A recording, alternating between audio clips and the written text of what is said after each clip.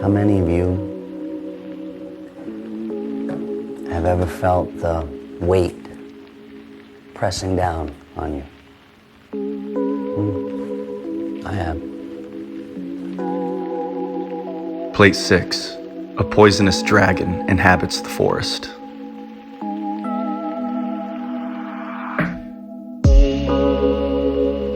Now, we are given the image of the dragon, alchemically alluding to the death-rebirth cycle of the Ouroboros.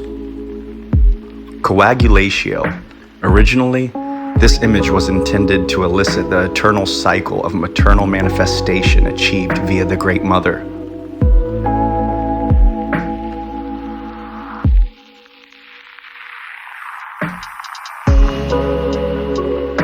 Once again, your ego must make the conscious decision of self-destruction.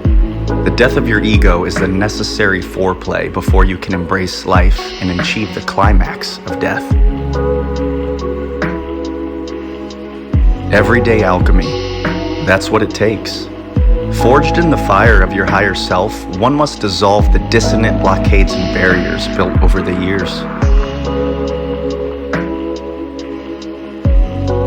During our developing years, our ego protects our sense of self, similar to a suit of emotional armor. These are the barriers you have built between your instincts and urges, desires and dreams that may be deemed socially taboo. These manifest in your daily life as your triggers, or bad habits, or even self-censorship. Individuation means the harmonization of all duality. Pay attention to the bipolar beliefs you keep, such as conflicting aspects of your idea of self. Shame can serve one well when modesty is used in moderation. Shame is the primary emotion relating to this state, intended to preserve our sense of wholeness and help gain humility in our human condition, leaving dignity when dealing with the dogmas such as sexuality, suffering, addictions, or depression. Once transmuted and integrated, shame gives our ego permission to be human, a balance between holding on and letting go. Remember, hold on loosely. Toxic shame is not synonymous with this state. Toxic shame is shame of self. No longer an emotion, this becomes a state of being.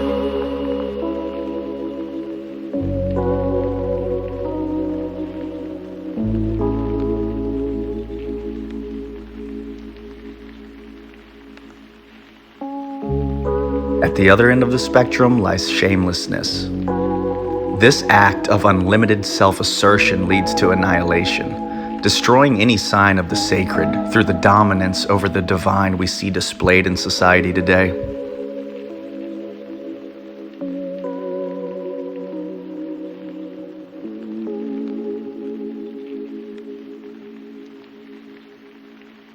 This plate may also represent the potential for reowning your body and consciousness, to integrate your physical experience as a spiritual being.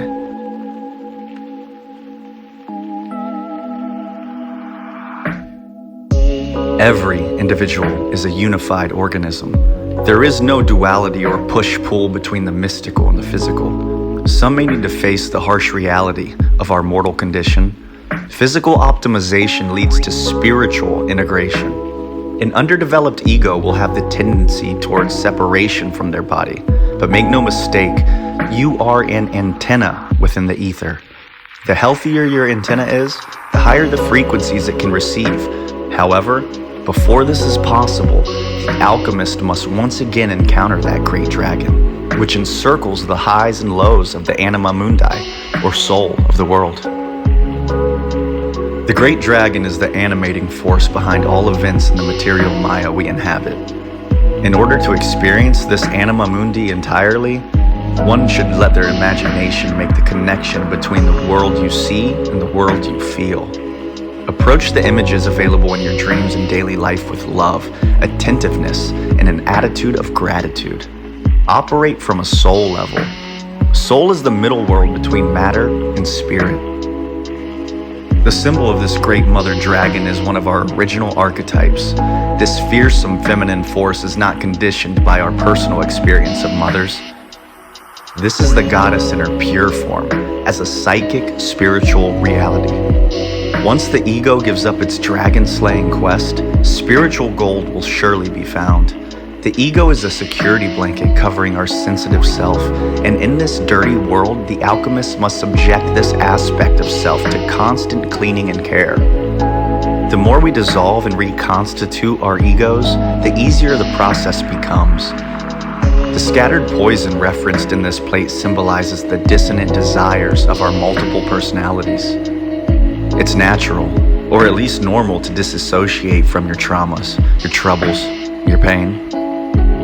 Whether we choose to hate ourselves or those around us, the frequency remains the same. A dissonant, energetic virus, extremely contagious. What we don't repair, we repeat. Just as we sow, what we reap. This great dragon also symbolizes time, a cyclical involution of self. In order to understand each archetype, one must experience each symbol in their own personal life. The knowledge of the Great Mother only comes from first-hand experience, learned truths. Eventually, every single trauma and behavior you have experienced will have a corollary in the art and expressions of cosmic creation. A poisonous dragon inhabits the forest.